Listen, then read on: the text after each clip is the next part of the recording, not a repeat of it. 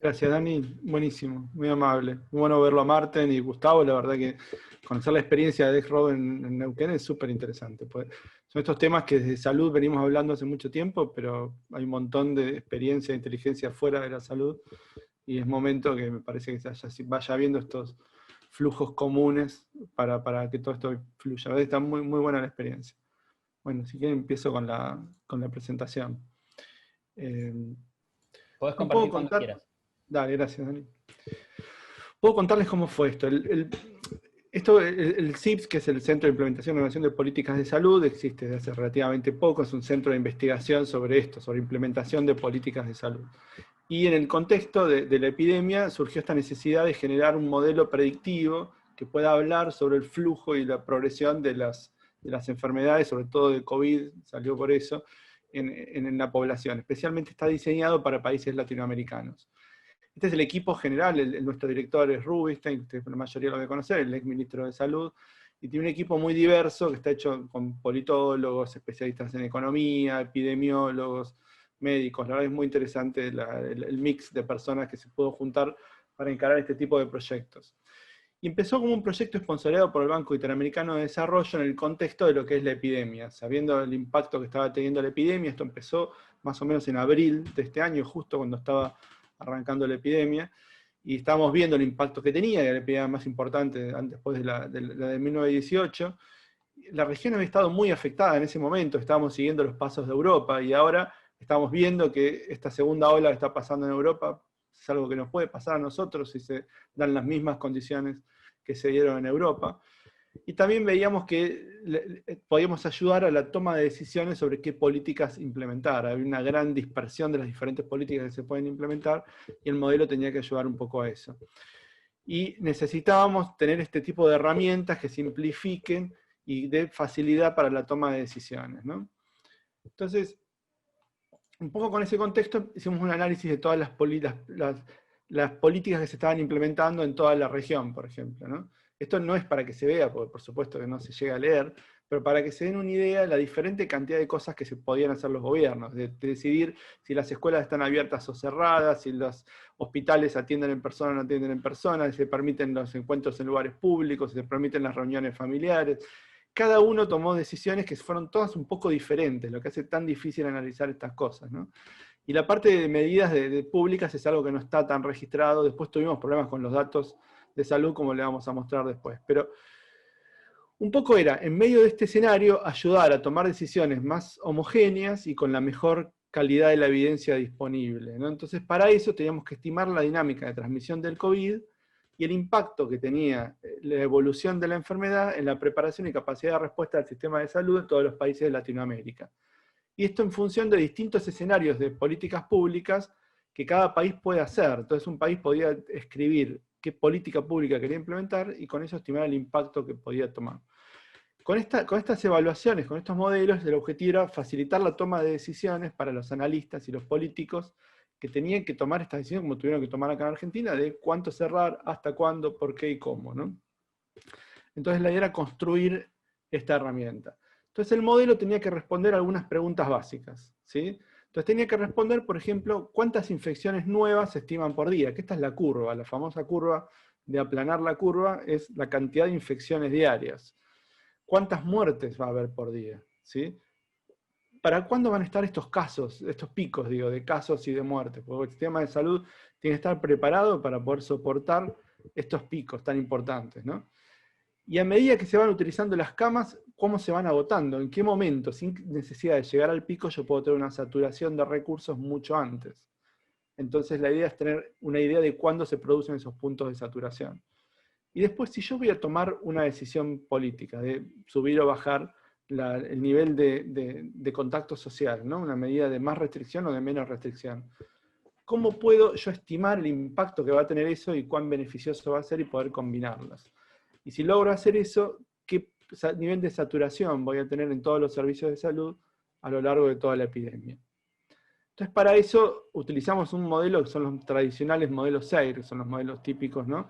En la cual es un modelo compartimental, un modelo estadístico, que tiene ecuaciones que permiten ir pasando a los individuos desde el compartimento de los susceptibles, que somos todos nosotros cuando empezó la epidemia, los expuestos, que son los que tuvieron contacto y se contagiaron del virus, el infectado, que en realidad es el infectado que contagia, ¿no? Es el infectious en inglés, y el removido, que son los que ya se recuperaron o fallecieron, son los que ya no están en el modelo.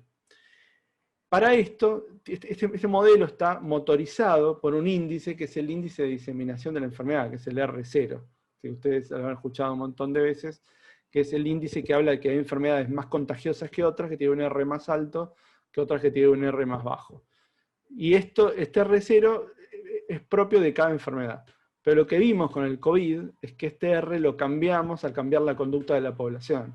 No había habido experimentos tan grandes de poblaciones enteras, países enteros, teniendo mecanismos de restricción tan fuertes que cambian estas variables que pensábamos antes que era una propiedad fija del virus. Si uno el año pasado buscaba, uno decía la varicela tiene tal R0, el sarampión tiene tal R0. Pero ahora el COVID tiene un R0 natural que se vio solo en Wuhan, en China, y después todo el resto de los países, debido a las restricciones que pusieron, bajaron ese R0. Así que es mucho más difícil de mirar. Y lo que tenía que tomar en cuenta el modelo era tomar en cuenta las diferencias entre países. Por ejemplo, esto es muy interesante, usaron las búsquedas de la palabra restaurante en Dinamarca, en Francia y en España a lo largo de la epidemia, ¿no? Entonces en Dinamarca vemos que ya en febrero, comparado con el promedio o el año anterior, que es la línea gris, en 2019, en 2020 ya en febrero dejaron de buscar restaurantes en la página web. Todavía el gobierno no había anunciado nada, porque lo anunció recién en marzo, pero a partir del 10-12 de febrero ya veían lo que estaba pasando en las noticias, y los daneses tuvieron la conducta de decir, bueno, vamos a cuidarnos más, y por lo tanto salieron menos a comer, se ve, porque buscaron menos restaurantes en Internet, en Google. Ahí vemos que el 11 de marzo, cuando se hace, las políticas se anuncian, hay un gran descenso, más todavía, se hace menos gente todavía busca restaurantes, hasta que después ya se cierran y la búsqueda es muy baja, ¿no? Entonces vemos una cultura que rápidamente se cuida, reacciona y acepta el cambio. En cambio, si lo comparamos con España, por ejemplo, España, hasta que no avisaron que cerraba prácticamente, no bajaron las curvas, digamos. La gente hablaba de coronavirus, estaba en las noticias, y cuando ya los daneses estaban cuidando, los españoles, que por ahí nosotros somos más parecidos a los españoles, seguían con una vida normal hasta que fue necesario. Entonces, de alguna forma, el modelo tenía que poder, no podemos hacer un modelo que prediga lo mismo en Dinamarca y en España, porque indudablemente las conductas de la población van a ser completamente distintas, y el modelo tenía que tener un espacio para que uno represente esta conducta de la población. Y como dice George Box, que es un epidemiólogo muy famoso, todos los modelos están equivocados. O sea, cuando uno empieza a poner tantas variables, uno por supuesto no representa la realidad tal cual es, sino que uno hace un modelo de la realidad y le pone las variables que uno va analizando y va observando. Entonces ningún modelo representa exactamente la realidad, por eso están todos equivocados. Pero algunos son útiles. Entonces el objetivo era hacer un modelo que sea útil, ¿no? Uno nunca puede pronosticar exactamente lo que va a pasar, pero uno sí permite ayudar a entender cómo se interrelacionan las variables, ayudar a tomar decisiones, ayudar a entenderlo. Entonces la idea es que uno puede saber qué pasa si hago ciertas medidas de salud pública, qué pasa si aumento las camas de UCI, cuánto tiempo más duro, cuánto las tengo que aumentar, qué pasa si libero un poco las medidas actuales, qué pasa si aíslo a los mayores, qué pasa si no hacemos nada. El modelo tendría que ser útil para poder comparar opciones, y no tanto como una bola de cristal que diga lo que va a pasar, porque en realidad el futuro siempre está como en movimiento, y depende de cómo reacciona la gente, qué toma de decisiones toma el gobierno, y es mucho más dinámico. Así que un poco ese era el objetivo del modelo.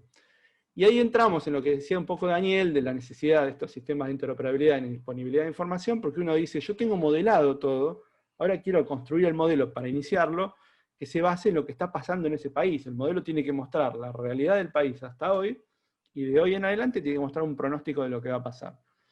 Y la realidad va a depender mucho de cómo de qué datos tenga, digamos. Este es un ejemplo, no puse ejemplos de Argentina para no entrar en problemas, pero el caso de Perú, por ejemplo. Cuando uno ve las bases de datos internacionales, la base de datos de OMS, de Johns Hopkins, de ACDC, que son un poco las mismas que se van pasando, las bases de datos internacionales son por fecha de reporte.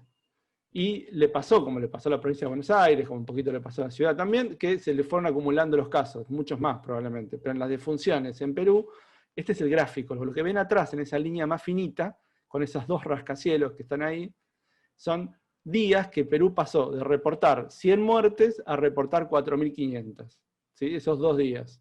Es como que no se reportan los datos, se van acumulando y un día los reportan. Se van acumulando y un día los reportan. Como si yo analizo esos datos por la fecha de reporte, que es la única información que está disponible en las bases internacionales, el modelo pierde mucha calidad, porque el modelo entiende que eso pasó. Si yo trato de correr un modelo en base a esta información, entiende que la enfermedad tuvo un comportamiento por el cual tiene una mortalidad relativamente baja, y hoy se puso gravísima, después sigue baja, y hoy se puso gravísima, y después sigue baja. Entonces uno empieza a desconfiar de los números, y el modelo con esto aprende mal y no predice bien. Entonces no es fácil hacer pronósticos de la evolución de la enfermedad cuando uno tiene datos tan malos. ¿Y a qué se deben estos problemas? Estos problemas se deben a los problemas históricos que venimos hablando en el sistema de información acá en estas jornadas de hace años y que todos reconocemos y que todos estamos ayudando a solucionar, porque como vimos hoy en la experiencia de las provincias y todos estamos haciendo algo para que esto no pase, pero que lleva tiempo y cuesta trabajo. En Argentina, por ejemplo, hay una duplicación de carga, ¿no? Hay provincias, hay instituciones que tienen historia clínica electrónica donde registran los eventos o las muertes dentro de esos sistemas. Pero además el sistema de vigilancia está aparte, ¿no? Entonces alguien tiene que hacer el esfuerzo de decir, bueno, todo esto que sucedió acá lo cargo también en el sistema de vigilancia. Pero además con las muertes hay un sistema estadístico de mortalidad que está separado del de vigilancia. Entonces en realidad un evento como una muerte puede cargarse 3 veces en Argentina, pues se carga como una forma de finalizar un episodio de internación en defunción con estas causas, se carga en el sistema de vigilancia epidemiológica para cargar la muerte por COVID, y después se reporta al sistema estadístico con el certificado de defunción, donde se carga causa de muerte COVID. Esta triplicación de datos es engorrosa y conspira contra tener los datos a tiempo y contra la calidad de la información, se imaginan. A su vez es complejo el COVID, ¿no? Porque si uno tiene pacientes que tienen cáncer terminales, pero que se internan, le da COVID positivo, y fallecen, a veces el límite es muy fino entre si hubiera muerto de COVID, pero si no hubiera tenido COVID, por ahí la muerte se produció una semana después. Hay cosas realmente complejas de definir, que hay que tomar decisiones muy claras, y son un desafío. Y a su vez esto nos sobrecarga, ¿no? Pues la gente que tiene que cargar estos datos además está reportando la ocupación de camas. La necesidad de información que planteó el COVID produjo una sobrecarga en todos los sistemas de información en toda la Argentina. Y esto es difícil, trabajar con esa sobrecarga, sobre todo con empleados que por ahí también se contagian de COVID y tienen que dejar de trabajar. Así que un poco todo eso conspira contra estos tipos de mecanismos. Cuando tenemos sistemas más maduros, donde uno podría, tal vez desde la historia clínica, registrar en la historia clínica electrónica todos los datos de una defunción, y con tocar un botón automáticamente va al SNBS de vigilancia, y va al sistema estadístico de mortalidad, con alguna manera que todavía no está definida, pero se está trabajando en eso, eso lo va a simplificar, digamos. Un poco lo que necesitamos es ir a mecanismos que simplifiquen todo esto y las cosas se carguen una sola vez, se puedan validar y se carguen a tiempo, ¿no? Pero bueno, esos son los desafíos un poco que tenemos. Pero déjenme mostrarles el modelo. El modelo es el modelo vamos a empezarlo de cero, por ejemplo, cómo funciona. Este es el sitio del modelo. Lo están viendo, ¿no? ¿O estoy compartiendo solo el PowerPoint? Dani, solo el PowerPoint. Solo el PowerPoint. Tendrías que compartir. Cambio de nuevo el share. Dame un segundito. Debe ser que compartiste solo la presentación. Sí, compartí solo la presentación, exactamente. ¿Ahí lo ven? Sí, perfecto. Perfecto. Bueno, este es el sitio, hay un sitio público. Ustedes si ponen modelo COVID, SIPS, lo van a encontrar. Lo estoy probando desde un servidor local porque es más fácil para mostrárselo a ustedes. Básicamente el sitio es un sitio que es interactivo y permite mostrar la evolución hasta hoy de la enfermedad y lo que puede pasar de acuerdo a las condiciones que se encuentran. Entonces primero hace un repaso de las bases, por ejemplo toma los datos demográficos de las bases del Banco Mundial, hace un promedio de los casos confirmados diarios. Esto está actualizado el 17 de octubre. Por la calidad de los datos, uno tampoco trabaja con los datos de hoy. Siempre estamos 10, 15 días atrasados para esperar que los datos se estabilicen antes de tomarlos, ¿no? Entonces, este promedio que uno ve acá es entre el 10 y el 17 de octubre, son 13.000 casos diarios reportados, con 385 muertes diarias reportadas en promedio. Son promedios rolling average, no son promedios rodantes. Y de ahí en adelante uno dice, bueno, vamos a mostrarle cómo está la enfermedad hoy y cómo puede progresar si se cumplieran ciertas condiciones. El escenario predefinido que está, por default, es uno que tiene una rigurosidad que es qué pasa si mantenemos la rigurosidad actual. Hoy en día en Argentina el ritmo de diseminación de la enfermedad es 0,91, medido por los reportes de casos. O sea, uno va viendo los reportes de casos día a día, y uno va viendo cómo va creciendo esa curva de casos, y va haciendo una velocidad de diseminación. Esa velocidad de diseminación es de un RT, que es un R de transmisión puntual diario hoy, de 0,91. Ese RT de 0,91 llevado a un valor total para la epidemia, porque el R0 es al día 0, si no hubiera nadie infectado, sería un equivalente a tener un R de 1,26, ¿no? Con ese R de 1,26 uno puede mostrar cómo estamos hoy y cómo sigue la curva. Uno puede cambiar los tiempos acá y puede ver, por ejemplo, todo el periodo de la curva. Esta es toda la epidemia. Marzo, abril, vemos un pico. Alrededor de septiembre, octubre estaríamos bajando el pico. Una tranquilidad hacia diciembre, enero, con bastante tranquilidad. Manteniendo este R0 de 1,26, ¿no? Lo interesante es que acá están los casos de muerte, por ejemplo. En el caso de las muertes, si hubiéramos dejado los días de reporte, como habíamos contado antes, hubiéramos visto el pico de provincia, algún pico de otra provincia que se puso al día, un pico de tal lado, hubiéramos visto mucha más irregularidad, ¿sí? Pero lo que tenemos acá son fechas de ocurrencia. Gracias a que Argentina publica diariamente en datos abiertos el archivo con todo el detalle de los casos y las muertes, totalmente anónimo, por supuesto, uno puede reordenar los datos de Argentina en vez de tomarlos desde la base internacional, tomarlos de la base nacional, y en la base nacional está la fecha de ocurrencia. Entonces es más fácil hacer una curva con la fecha de ocurrencia. El problema de la fecha de ocurrencia es que siempre los últimos días, eso que esperamos acá, ¿no? Esto tomamos como 7 días después, pero los últimos días son un poco más bajos artificialmente. Es artificial porque son las demoras clásicas de carga de información. Uno no sabe si este descenso que hubo acá en este día, el 11 de octubre, en las muertes declaradas en el archivo de datos abiertos del Ministerio, si realmente es porque murió poca gente o porque todavía no las cargaron. Probablemente sea que todavía no las cargaron, ¿no? Pero como ya nos cortamos una semana o 10 días antes, se supone que son pocos los que uno se pierde y esto va a subir, pero no tanto. Entonces lo que tiene es que la curva argentina siempre parece que baja antes de lo que realmente baja, porque si yo espero estas líneas grises, que son así todas las rígidas, ¿no? La línea negra, van a empezar como a reacomodarse cuando se cargan datos viejos.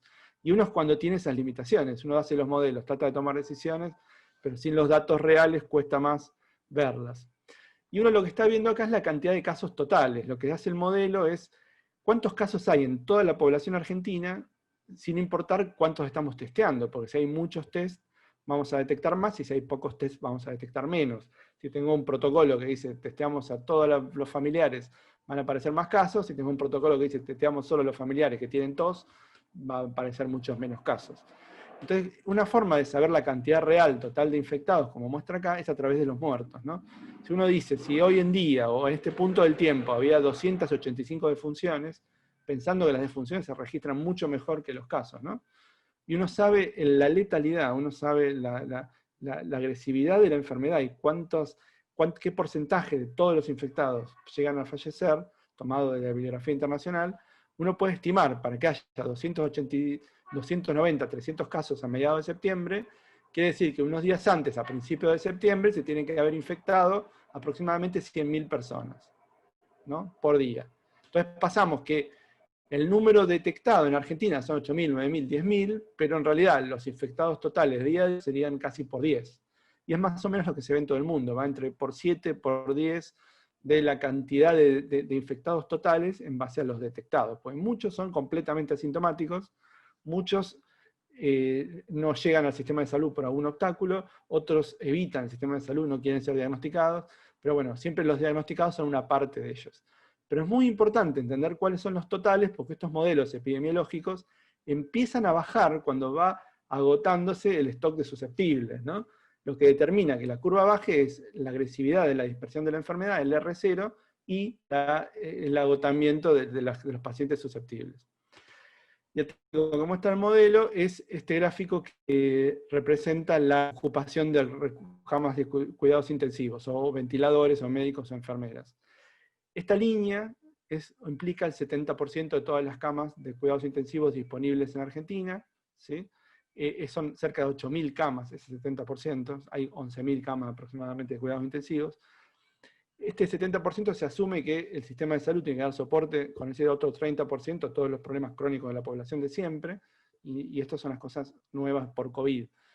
Y podemos ver cómo la curva fue ascendiendo y no llega a tocar el máximo. cosa que fue un éxito del sistema de salud, la preparación que tuvo para que no se saturara por completo. De todos modos, cuando esto pasa, en algunos lugares hay saturación, por eso pasó en algunas localidades, en algunas provincias, en algunos puntos del conurbano, en algunos momentos de la epidemia, geográficamente hubo saturación en algunos lugares, muy poca, pero a nivel global, en otros lugares todavía había recursos disponibles para atender COVID. Y lo mismo cuando piensa en ventiladores, cantidad de médicos que está calculada. Esto en realidad, después la cantidad de médicos creció, probablemente no está representada. La cantidad de médicos que se necesitan para atender cada una de esas camas. Enfermeros, la cantidad de enfermeras que se necesita para tomar cada una de esas camas. Y un poco esto, además de contar el pasado, sirve para que uno diga qué va a pasar en el futuro si pasa tal cosa. Si uno ve, por ejemplo, la epidemia como está hoy, uno ve que vamos a que todos nos curemos. Pero, eso sí, respetamos y mantenemos este 1.26 de R0. Entonces vamos a hacer un ejercicio. Lo que tiene el modelo son herramientas que permiten configurar escenarios adicionales. Uno puede decir, ¿qué pasa si yo digo que seguimos con 1.2 este mes, pero el mes que viene ya pasamos a 1.4 y después nos relajamos a mediados de diciembre y nos vamos a un R0 de 2.1, donde ya la gente se junta más, tiene más contacto, hace muchas más cosas, ¿no? Esta escala de distanciamiento, ¿sí? Se toma de esta calculadora, es una calculadora de la Universidad de Oxford, que permite combinar distintos tipos de medidas y obtener el R0 para esa combinación de medidas. Entonces, con este nuevo escenario, que ya es no decir, sigamos como estamos hasta ahora, sino es decir, hagamos una suposición de que va cambiando esto, ¿no? Uno tiene este escenario, donde vemos que empezamos a mejorar, la pendiente cambia un poco en noviembre, en diciembre la pendiente sigue bajando, pero se aplana con el 1.4, y si nos relajamos tanto que vamos a 2.1, vuelve a haber un pico que es más alto que el anterior en febrero o marzo, ¿sí? Y eso lo vemos también en la curva de muertes, pasamos de tener ahora máximo 300 muertes, si esto sucediera de esta forma, o sea, esto es completamente dependiente que lleguemos a un nivel de falta de distanciamiento que lleve el R0 a 2.1. Podría pasar o no, depende cómo se maneje la población. Pero si pasara, nos pasa lo que le pasa a Europa, que es que vuelve a producirse el pico. Y que tendríamos 372 muertes por día, que supera al pico anterior. Uno también puede ver las muertes acumuladas, donde ve que en este escenario se llega a unas 40 y pico mil muertes al final de la epidemia, ¿no? Total. ¿Y qué pasaría con las camas de cuidados intensivos? Y podemos ver que si esto se produjera de esta manera, la curva haría ya una superación de las camas totales alrededor de febrero o marzo. En general uno puede predecir estos modelos, pero nunca suceden, porque cuando esto empieza a subir acá, ahí ya todo se activa y la gente ya cambia la conducta de la gente misma, o los gobiernos ponen restricciones, y en realidad nunca se llega a completar el pronóstico, porque es tan grave que se complete, que se buscan formas para evitarlo. Pero es interesante cómo uno puede, poniendo esta información, tratar de hacer escenarios paralelos, ¿no? Hay distintas formas de establecer el R, uno puede cambiar los datos también del país, agregando camas, agregando ventiladores, diciendo, bueno, yo dejo esto, pero también subo la cantidad de camas, uno puede hacer ese tipo de factores, y uno puede revisar también los valores de la evidencia, o sea, cuánto se contagia la enfermedad, cuántos días, etcétera, cuántos días uno permanece internado en cuidados intensivos, etcétera. Pero bueno, lo interesante es cómo el desafío de armar en poco tiempo un modelo interactivo que contemple la realidad de las poblaciones y que lo construya a futuro con esta predicción, tratando de estimar distintos escenarios con distintas formas de representar el impacto de las políticas, este R0, este grado de diseminación de la enfermedad, y cómo la disponibilidad de datos siempre complica los modelos. O sea, si confiáramos en que estos datos son exactamente así, uno puede confiar en este modelo. Pero si ahora decimos, no, en realidad estos dos últimos, la línea iba más para arriba, pero todavía no los cargaron, un poco todo el modelo pierde un poco de utilidad, pensando que los datos son malos.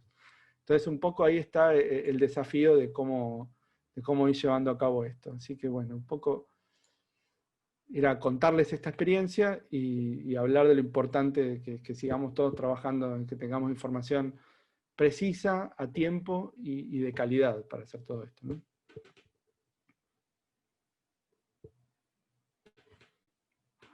Dani. Acá estoy. ¿Cómo va? Perdón, justo me estaba entrando una llamada. Bueno, No hay problema. la verdad es que ha sido un comienzo de la tarde muy, muy interesante, muy intenso, muy aplicado a la realidad coyuntural que nos toca, ¿no? Que ha sido la obligación de generar una transformación digital y que en realidad la falta de estos sistemas de información terminan haciendo que tengamos menos información para tomar decisiones y que estemos de alguna manera a ciegas o con las mismas herramientas que tuvieron para la gripe española.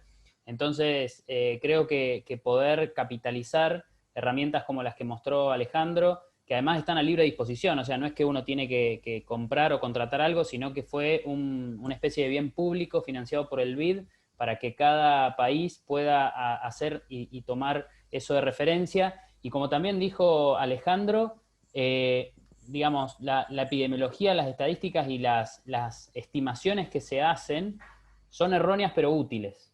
Digamos, no, nadie pretende que la curva ascendente-descendente sea exactamente igual a lo que termina pasando, pero que sí nos dé una idea para prepararnos y para poder adecuar la capacidad de nuestros sistemas de salud, para poder tomar medidas de cierre o restricción de la movilidad y en realidad tratar de que no sea tan duro como hubiera sido la historia natural de la enfermedad. En un principio, cuando todavía no tenemos muchas herramientas, ni tratamientos, ni vacunas, lo que estamos viendo ahora con el COVID es eso, es la historia natural. Que en tantas enfermedades hoy uno lee en los libros, pero ya prácticamente no se ve en el mundo desarrollado, historia natural de una enfermedad que no tenga ningún tipo de tratamiento para tratar de disminuir las consecuencias, acotar los periodos de, digamos, de convalecencia y demás. Así que esperamos que esto la ciencia lo vaya resolviendo rápidamente, pero en el mientras tanto tenemos que actuar y poder tomar decisiones y políticas que exceden a la salud, son políticas de cada país, el estado de excepción, el toque de queda o la restricción a la circulación, como se han impuesto en todos los lugares del mundo, no fue una decisión de los ministerios de salud ni de las secretarías de salud dentro de un municipio, de una provincia, sino que atraviesan a todo el estado en general, decisiones gubernamentales, y para eso hay que tener con qué respaldar eso. O sea, un ministro se tiene que dar vuelta, tener información para poder argumentar y después convencer a sus autoridades de que lo que tienen que hacer va en una línea o en otra. Así que te agradezco, Alejandro, que lo hayas podido contar y explicar así, y aparte por la ayuda que esto significa para la comunidad internacional. Tenemos una pregunta antes de pasar a la siguiente charla que tiene que ver con ¿qué variables ocuparon para construir el modelo y si considerás que son suficientes para un modelo más apegado a la realidad? Micrófono. Las variables son las suficientes porque son las que se usan en todos lados, pero el tema es la calidad de las variables. Pero se usó la estructura demográfica del país con la población, la cantidad de casos por día, la cantidad de muertes por día, y después la disponibilidad de recursos, camas, ventiladores, cantidad de médicos de cuidados intensivos y cantidad de enfermeras asignadas a camas de cuidados intensivos. Un poco con eso uno debería poder hacer un buen modelo.